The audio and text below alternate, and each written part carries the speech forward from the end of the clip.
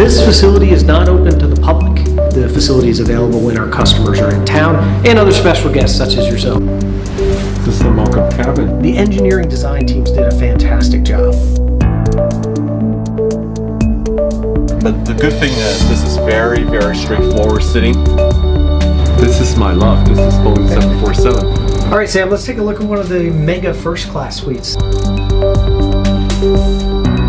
Yeah, wow, what a space here. This is incredible.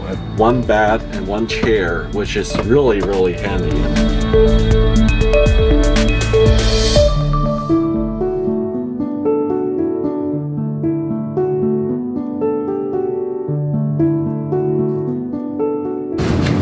Wow, this is my love. This is Boeing 747, where my love of aviation has started on this plane. And when I come in, the feeling was very different. I became very emotional.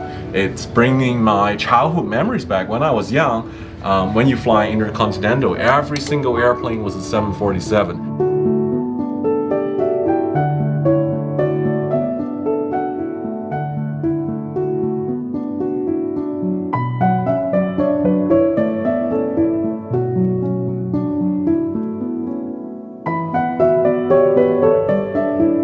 Well, welcome, Sam. I've got a VIP configuration upstairs. Let's go take a look at that. VIP configuration, even better treat from Boeing. Let's go have a look. So you see a very traditional kind of configuration, high pitch configuration back here. But up here we're showing a space is more of a premium space. Normally would hold 4 first class suites. We're showing with 2 of the suites removed and a lounge put in to be more of a VIP style configuration for airlines that may be government owned. Occasionally they borrow a commercial airplane and have a head of state use it. So we're kind of showing that art of the possible. Yeah, I mean, this is really the head of state belongs to on the upper deck of the 747, where it's the most quiet and private cabin. Look at this, oh my gosh. No wonder the 747 is still the favorite of many, many head of states. Very governmental. True. Yeah, wow, what a space here. This is incredible. And wish every airline has a lounge like the good old days.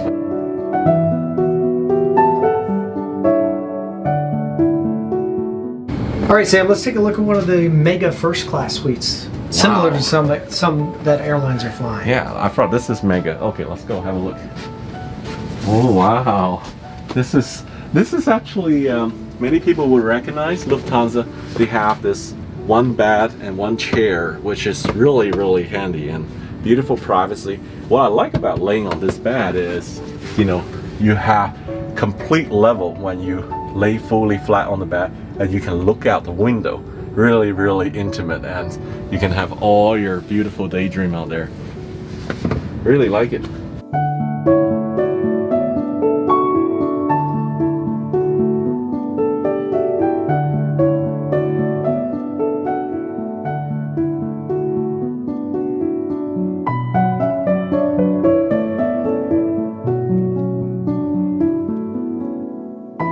Ken, I had a walk through your 747 mock-up, so impressed and love it. But I feel like, I don't know what is wrong with me, the perspective or something. This 747 feels a lot wider than the actual 747. Is it because you're having less seats inside, more space, or no, what it is? It's a great question, and everybody thinks that. And it really goes to the research and design that went into our interiors and our interior philosophy. We're actually using lighting, the bins, all the surfaces designed to work together.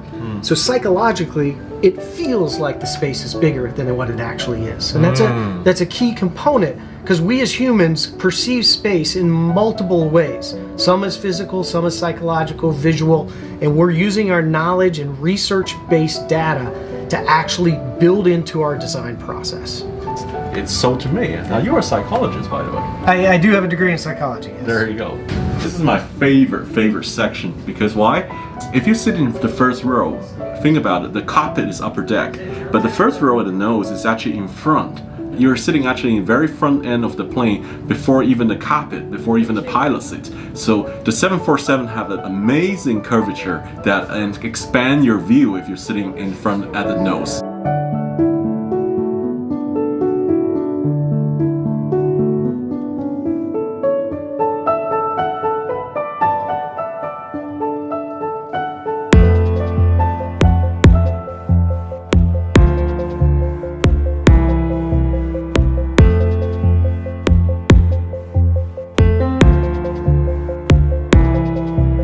have 3 different configuration here. This is more like a premium economy, like a 2, 3, and 2. The next one we have is the 2, 4, and 2 sitting abreast, 8 seats across, which is, it gives you, can you see that little extra width here?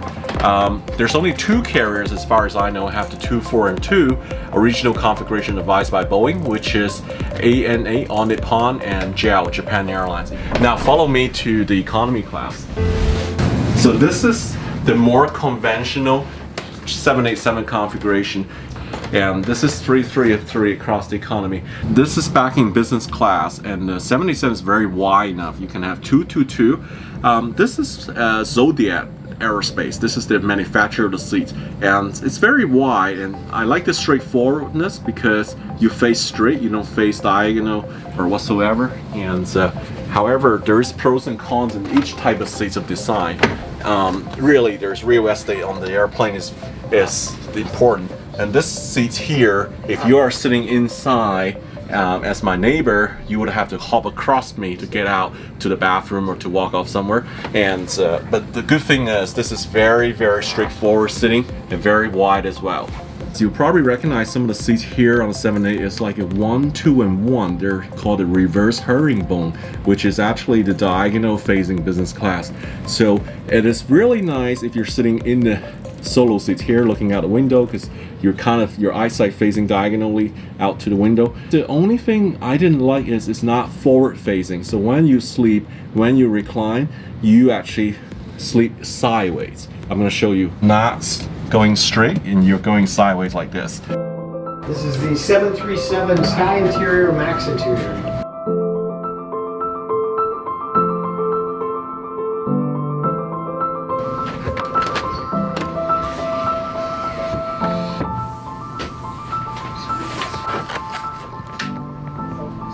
When we had this philosophy and it was used to inform the 787, we saw how powerful it was. We thought, how do we apply these philosophical goals to the 737? Because 737, super popular, super efficient, super reliable. We wanted to say, if we can improve the passenger experience, let's do that. So what you're seeing here is the application of this same philosophy to the 737. Primary challenges were, it's an existing airplane. How do we apply this without adding weight, without changing structure, and without affecting factory flow? So it was a big challenge for us. But the engineering design teams did a fantastic job. So you'll see probably the most noticeable are the pivot bins. You can push on the top and the bin opens. You can push on the bottom, bin opens. Pull on the top, pull on the bottom, whatever's intuitive to the passenger, it opens.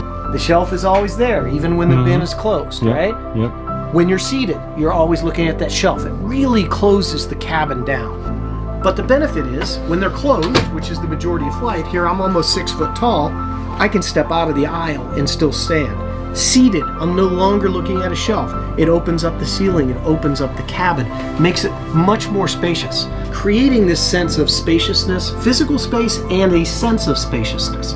So it's both physical and psychological. Our interiors are not a collection of features. Literally, these are by design, based in research. Everything is done with intent to create that sense of physical and psychological space. We call this one Desert Sunset. And then along the horizon, you get this beautiful orange glow as the sun's setting.